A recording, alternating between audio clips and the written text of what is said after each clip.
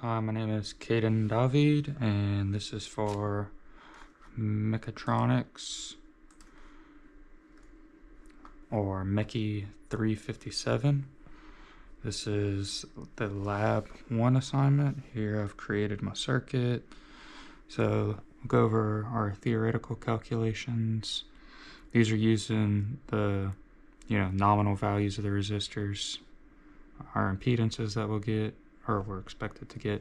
This is using actual calculated values of what the resistance is for the resistors used and our input voltage. So this should give us more exact answers. Here we have our values that I already measured, but we'll go through the steps again on measuring those and see how they correlate to these values. They should be very similar. So here we have our board.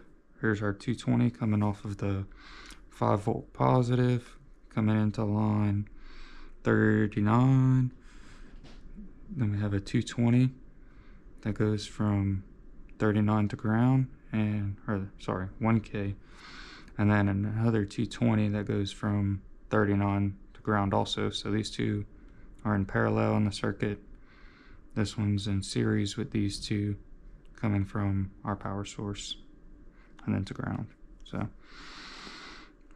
let's connect our circuit. It's powered up. And grab my multimeter.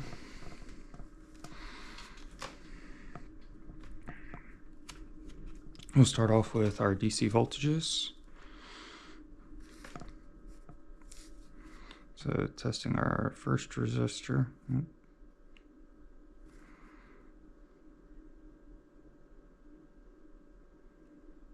We get 2.5. Let's see if I could.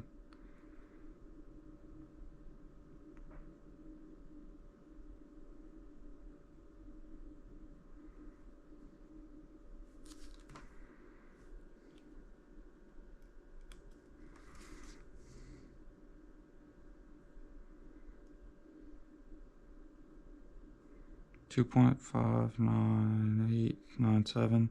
So originally I measured 2.688, but slightly off. See if I can't get better connection.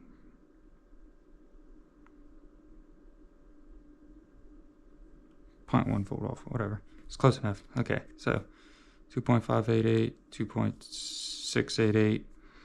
Our calculation for V1 was 2.7, still a little shy.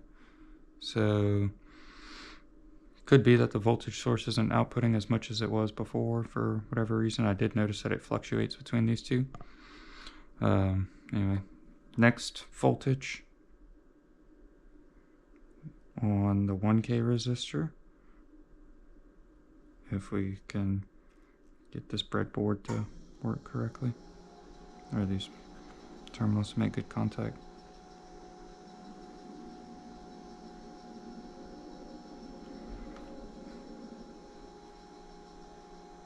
There we go. 2.147. It's negative because I have the leads in the wrong orientation, but 2.1516. That was. So look, here's our calculated 2.23. What I calculated earlier, 2.228, 2.229. Let's read it again. 2.15. Okay, our other 220, that should be in parallel. 2.15. So as we see, the voltage is close to the same. Here, theoretical, they should be like exactly the same, but world isn't perfect. Okay. Yeah. Oh, our equivalent resistance between our resistors. Can't measure that right now. I'm at voltage. Disregard. Okay. Next, we'll switch over to current. Let's read some current on these things. Current. DC current. Sorry, before we were at DC voltage indicated by the flat lines. This is DC current, flat line A. Here it says DC amperage. So we're going to switch our leads around so we're not doing this wrong. I'm going to disconnect this board while I take out the resistor from the circuit, or one leg of it. And I'm going to pull out this end. I'm going to connect it to this little alligator clamp to make it easier on myself. And I'm going to connect the other end to the negative terminal on my meter, or the negative lead on my meter. Okay, my red I'm going to connect to the 5 volt. That'll put my meter in series with the circuit. So I'm going to power this thing up. Let's make sure all of these are making good contact on the board. Okay, I'm going to connect, touch here. So we got 0.012 amps, which is what I measured earlier, and very close to our theoretical at 12.36 milliamps.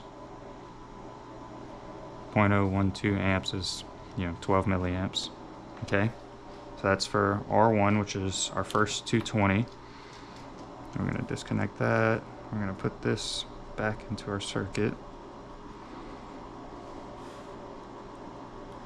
into our hot leg, our 5 volt source.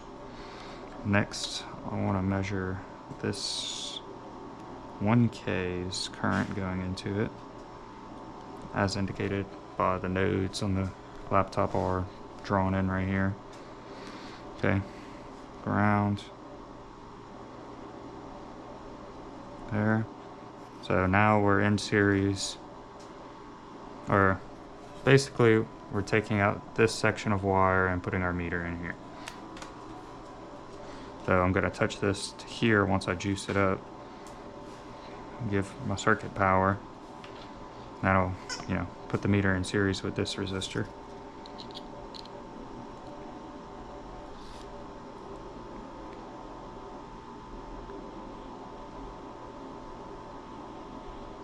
.002 amps, so 2 milliamps. That's what I read earlier. I2, 2.2 milliamps, so slightly off from our theoretical, but my meter also does not go that low, so it's understandable. Okay, disconnected, and we're going to do our last resistor's current. Place this back where it was.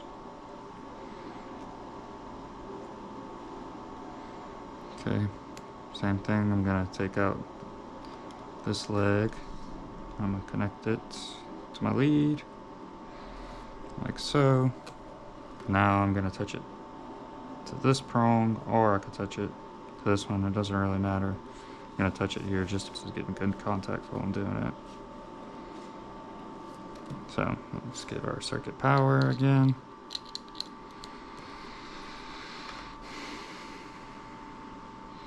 Touch here. So we're reading 0.01 amps, which is 10 milliamps, which is what I measured earlier, and 15 hundredths is what you would call that, I guess. Off 15 tenths, hundredths off from our theoretical.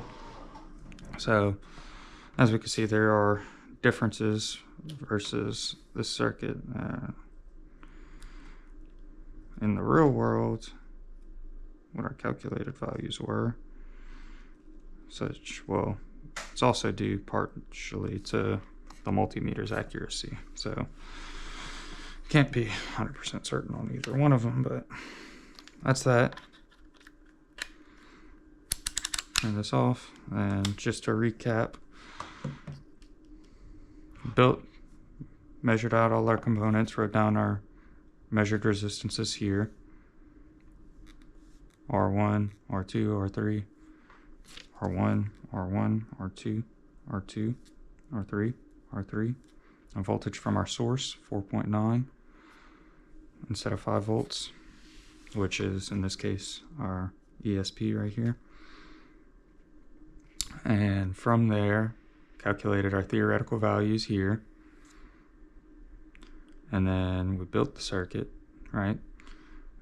And then we measured all the values indicated that we were interested in measuring. And we saw the correlation between these two and that they were all very similar or close to similar. And yeah, I guess while it's disconnected, I could read the equivalent resistance.